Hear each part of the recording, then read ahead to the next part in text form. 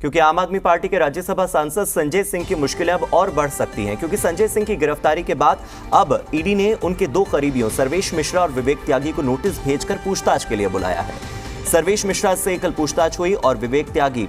जिन्हें आज बुलाया गया है, ये दोनों ही आम आदमी हुए हैं और अब जांच एजेंसी दोनों को संजय सिंह के सामने बैठाकर भी पूछताछ करेगी। ईडी के रडार पर सांसद संजय सिंह के तमाम करीबी हैं और खास तौर पर उनके जो 2 करीबी जिनका हम जिक्र कर रहे हैं, सर्वेश मिश्रा और दूसरे विवेक त्यागी। आज विवेक त्यागी से पूछताछ करेगी एनफोर्समेंट डायरेक्टोरेट की टीम। 10 अक्टूबर को ईडी रिमांड पर संजय सिंह लिए गए हैं, 10 अक्टूबर तक ही रिमांड है। तो ऐसे में अब ये देखना होगा कि इन आने वाले 3 दिनों के अंदर, 4 दिनों के अंदर क्या हाथ लगता है ईडी के। और जो 2 अहम नाम हम इस वक्त कह रहे हैं, सर्वेश मिश्रा और विवेक त्यागी, इन दोनों से पूछताछ के बाद ईडी को क्या संजय सिंह के खिलाफ कोई ऐसी चीज, कोई ऐसी पुख्ता जानकारी मिलती है जिस आधार पर रिमांड की अवधि को आगे बढ़ाया जा सके।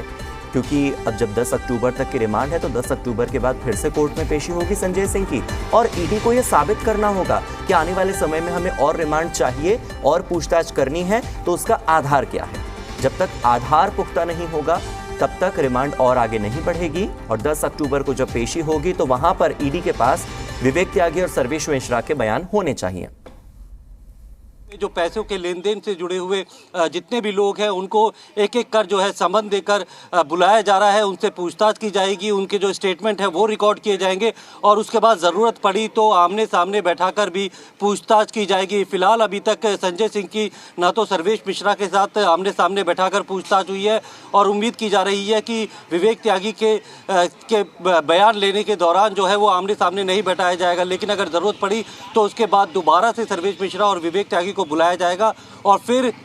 जो आमने सामने बैठाकर पूछताछ की जाएगी। फिलहाल जो स्टेटमेंट है वो ईडी रिकॉर्ड करेगी। पूरी डिटेल स्टेटमेंट लेने के बाद जो है वो अगर ईडी को ज़रूरत पड़ती है पूरी मनी ट्रेल के बारे में जानकारी जुटाने के लिए तो वो आमने सामने बैठाकर जो है, क्योंकि बयानों में अगर जो थोड़ा सा भी विरोधाभास मिलता है तो उसे काउंटर करने के लिए आमने सामने बैठाकर पूछताछ की जाएगी। लेकिन आज विवेक त्यागी जो है वो ईडी के सामने पेश हुए हैं और जब इनसे पूछताछ होगी तो उसके दौरान जो उसके बयान होंगे उसी के आधार पर जो है संजय सिंह से भी पूछताछ की जाएगी। क्योंकि 5 दिन के रिमांड के दौरान काफ़ी सारी जो ग्राउंड्स हैं, रिमांड के ग्राउंड्स, वो ईडी ने कोर्ट को दिए थे कि उनको कुछ मोबाइल फ़ोन उनके सीज़ किए हैं, कुछ डेटा जो है वो रिकवर करके उससे कन्फ्रंट कराना है और कुछ लोगों से आमने सामने बैठाकर पूछताछ करनी है। इस जो पैसे का लेन देन हुआ है उसके बारे में जानकारी जुटानी है, इसीलिए 5 दिन की रिमांड पर जो है संजय सिंह को रखा है। तो अब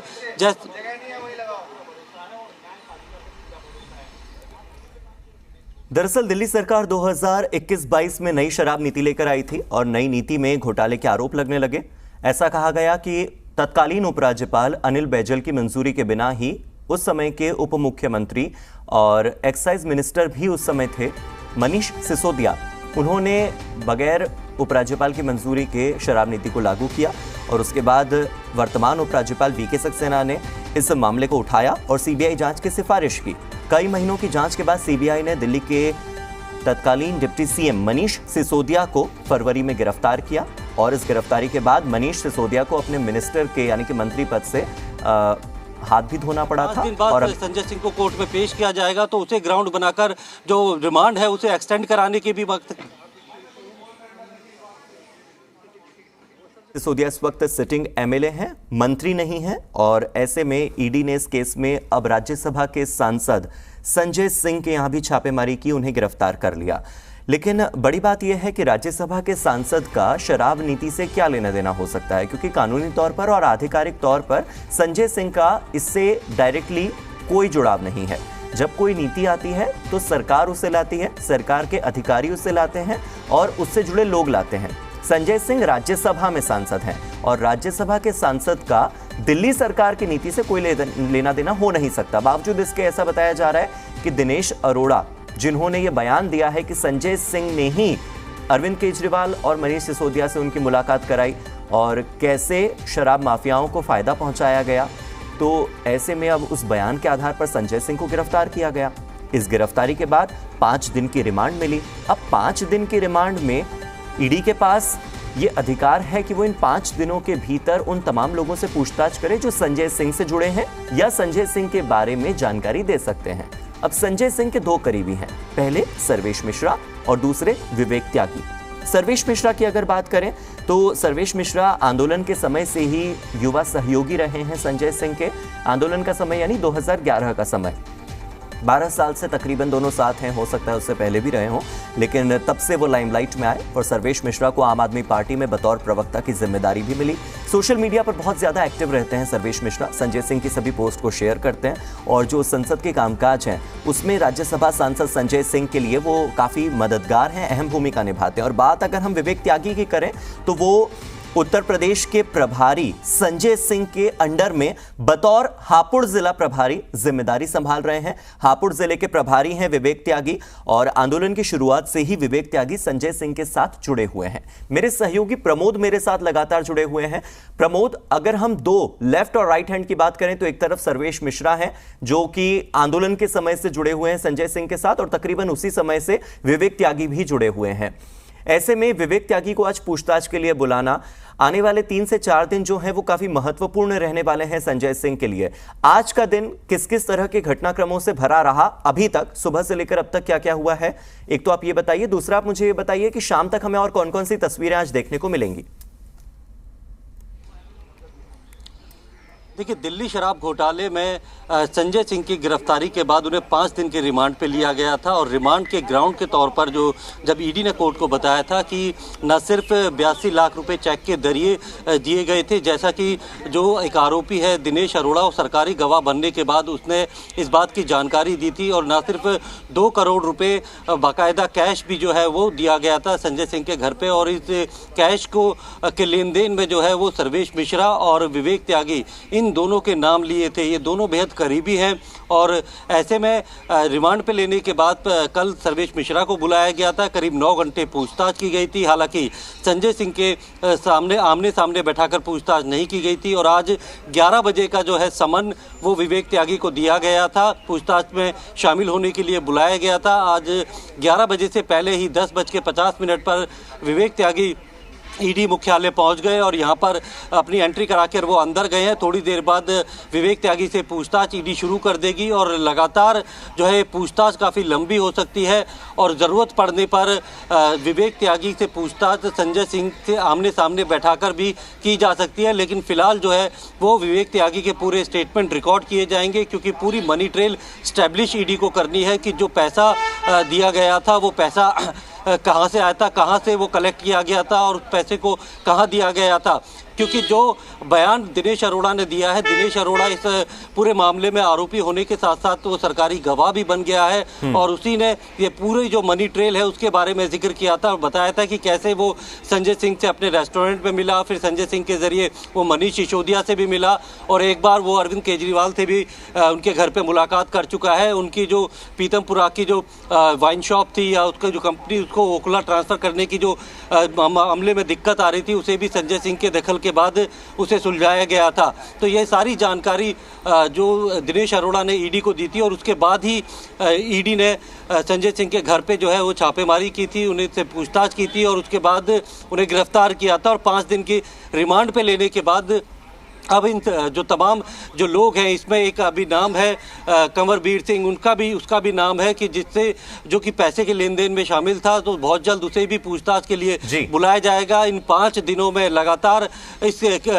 केस से जुड़े जो मनी ट्रेल है उसे इस्टेब्लिश करने के लिए जितनी भी कड़ियां हैं उनसे पूछताछ ईडी करेगी और ज़रूरत पड़ेगी तो संजय सिंह से आमने सामने बैठाकर भी पूछताछ की जा सकती है और इनके बयानों में जितने भी विरोधाभास होंगे तो उन्हें काउंटर करने के लिए बाकायदा सवालों की एक लिस्ट तैयार की जाएगी। क्योंकि कोर्ट को ईडी को यह बताना पड़ेगा कि जो रिमांड उन्होंने ली थी उसके रिमांड के दौरान उन्होंने किस किस से पूछताछ की, क्या जानकारियां निकल के आई और क्या सबूत जो है वो ईडी के पास लगे। तो ऐसे में संजय सिंह की मुश्किलें जो है अब वो लगातार बढ़ सकती है कि अगर ईडी को मनी ट्रेल के से जुड़े हुए कुछ सबूत मिल जाते हैं। फिलहाल आज दूसरा दिन है रिमांड का और ऐसे में जो विवेक त्यागी है रिमांड का है, 3 दिन और बाकी हैं। प्रमोद, आप काफी सीनियर रिपोर्टर हैं, आप क्राइम बीट भी कवर करते हैं, सीबीआई और ईडी से जुड़े तमाम केसेस को आपने ग्राउंड जीरो से कवर किया है, आपका बहुत सालों का अनुभव है। आपसे एक चीज समझना चाह रहा था, जो सुप्रीम कोर्ट ने भी सवाल किया था, ये सवाल मेरे मन में भी है कि बार बार मनीष सिसोदिया के तमाम अकाउंट्स, उनकी जमीन, उनका घर, सब कुछ खंगाला गया, और फिर आम आदमी पार्टी ने कहा कि कुछ नहीं मिला, कुछ नहीं मिलेगा। संजय सिंह के घर गए, 10 घंटे तक छानबीन करते रहे। हर बार यही कहा जाता है हमें कुछ डेटा मिला है, हमें मोबाइल फ़ोन मिला है, हमें लैपटॉप मिला है। वो तो हर घर में होता है, किसी भी व्यक्ति के पास होगा। तो ये सारी चीज़ें आम बात है। लेकिन जब ये बात कही जाती है कि एक पार्टी को फ़ायदा हुआ है, शराब घोटाला क्या है? आरोप तो यही है ना कि शराब घोटाले से दिल्ली सरकार को फ़ायदा हुआ, आम आदमी पार्टी को फ़ायदा हुआ। तो पार्टी आरोपी क्यों नहीं है? अगर आपने क्रिमिनल केस ही बनाना था तो आपने एक पार्टी को आरोपी क्यों नहीं बनाया? पार्टी के फंड को आपने तलाशने की कोशिश की क्या? आपने पार्टी के पर्टिकुलर नेताओं को टारगेट किया और सीधे उन्हें जेल में भेज दिया?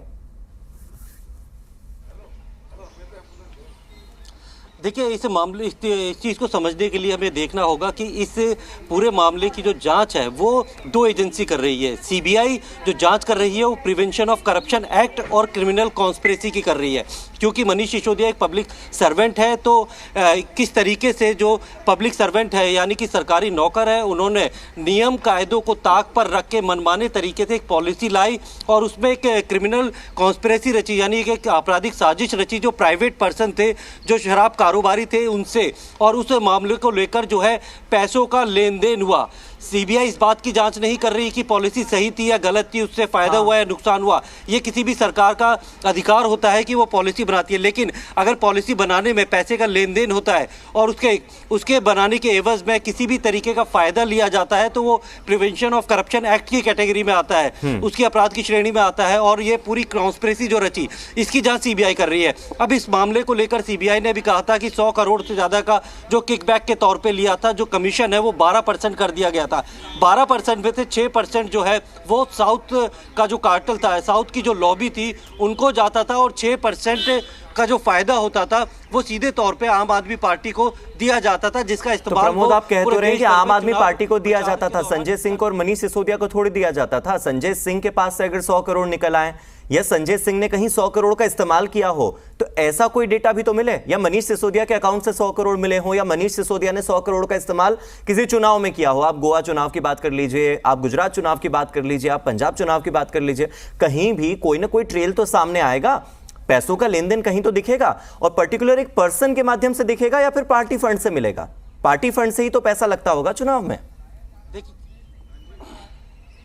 देखिए, यहाँ पर बात है कि पार्टी को पैसा दिया जाता था, लेकिन वो पैसा किसके जरिए पहुंचा जाता था, उस पैसे को कौन जो है वो कलेक्ट करता था और कौन जो है उस पैसे को जो है इस तरीके से फंड रेजिंग करता था, उन लोगों को जो है वो आरोपी बनाया गया है। पार्टी लोगों का एक समूह है, उसमें सब लोगों को आरोपी नहीं बनाया जा सकता था। इसीलिए जिसकी भूमिका इस पूरे मामले में सामने आई है उसको जो है प्रमोद, माफी के साथ आपको 1 मिनट के लिए रोकना चाहूंगा। इस वक्त ईडी मुख्यालय से जो सीधी तस्वीरें आ रही हैं जहां पर विवेक त्यागी हमें नजर आ रहे हैं। विवेक त्यागी ईडी दफ्तर पहुंच चुके हैं। जो उन्हें समय दिया गया था पूछताछ के लिए और जो समन जारी हुआ था, जो नोटिस जारी हुआ था, उस समय के मुताबिक विवेक त्यागी एनफोर्समेंट डायरेक्टोरेट के दफ्तर में यानी कि प्रवर्तन निदेशालय के ऑफिस में पहुंच चुके हैं। यहां पर उन्होंने बाहर पूछा कि वो आ चुके हैं तो क्या वो अंदर जा सकते हैं, जिसके बाद उन्हें अंदर जाने का मौका मिला। हालांकि वो कुछ बोलते हुए नजर आ रहे हैं। आपको थोड़ी देर में सुनाएंगे कि विवेक त्यागी ने ईडी दफ्तर में जाने से पहले क्या कहा। आपको यह समझना जरूरी है कि सर्वेश मिश्रा भी कल इसी तरह से हमें जब दिखे थे और सर्वेश मिश्रा से जब हमारे सहयोगी ने बात की थी तो सर्वेश मिश्रा ने कहा था सत्य की जीत होगी, सत्यमेव जयते। अब विवेक त्यागी क्या कह रहे हैं यह आपको आने वाले समय में बताएंगे, लेकिन इस वक्त की अपडेट यही है कि विवेक त्यागी ईडी दफ्तर पहुंच चुके हैं, उनसे पूछताछ होगी। प्रमोद मेरे साथ लगातार बने हुए हैं। प्रमोद, आप बता रहे थे कि कैसे पार्टी तो ठीक है, कहीं ना कहीं जिम्मेवार है कि पार्टी ने खर्चा किया, ये वो अगर ऐसा आरोप लग रहा है, लेकिन साथ ही साथ अभी जांच इस बात की हो रही है कि किसके जरिए ये ट्रेल चल रहा था, कौन से वो नेता थे जिनके माध्यम से लेन देन हुआ। चलिए, ये भी एक आरोप ही है, इसकी भी कोई पुष्टि तो हुई नहीं है। अभी विवेक त्यागी पहुंचे हैं, क्या लगता है विवेक त्यागी के साथ अगर आमने सामने बैठाकर पूछताछ होती है तो पहले आमने सामने बैठाकर पूछताछ होगी या फिर पहले दोनों के अलग अलग बयान लिए जाएंगे, दोनों को क्रॉस चेक किया जाएगा और फिर यह तय किया जाएगा कि कहां पर विरोधाभास हो रहा है, फिर दोनों को आमने सामने बिठाएंगे? देखिए, पहले तो विवेक त्यागी से जो अकेले में पूछताछ की जाएगी, उनसे जो सवालों की पूरी लिस्ट तैयार की है उससे जुड़े हुए सवाल किए जाएंगे और पूरे जो जवाब जब मिल जाएंगे तो उसके बाद अगर ईडी को लगेगा कि जो है क्रॉस एग्जामिनेशन के लिए संजय सिंह को भी जो है आमने सामने बैठाकर पूछताछ की जानी चाहिए, तब वो संजय सिंह से और विवेक त्यागी को आमने सामने बैठाकर पूछताछ कर सकती है। लेकिन अभी तक ना तो सर्वेश मिश्रा को आमने सामने बैठाया संजय सिंह से, और उम्मीद की जा रही है कि विवेक त्यागी को भी अभी आमने सामने नहीं बैठाया जाएगा। जब इनके पूरे स्टेटमेंट रिकॉर्ड कर लिए जाएंगे तो उनके स्टेटमेंट को बाकायदा एनालाइज किया जाएगा और उसके बाद अगर लगता है कि कुछ सवालों के ऐसे जवाब थे जो कि दोनों के जवाबों में काफ़ी विरोधाभास है और उसके बाद अगर अलग अलग जवाब होंगे तो फिर उन्हें क्रॉस चेक करने तीनों को आमने सामने भी बैठाया जा सकता है, या फिर विवेक त्यागी और सर्वेश मिश्रा इनको अलग अलग करके जो है वो संजय सिंह के आमने सामने बैठाकर पूछताछ की जा सकती है। क्योंकि आज दूसरा दिन है रिमांड का, तो अभी जो है इन लोगों से लगातार जो जानकारी इस वक्त आप दे रहे हैं उस जानकारी के मुताबिक मुझे ये लग रहा है कि चूंकि एक आधार स्पष्ट करना होता है, 5 दिन की रिमांड के बाद ईडी के अधिकारियों को एक आधार स्पष्ट करना होगा कोर्ट में कि आने वाले समय में रिमांड क्यों बढ़ाएं।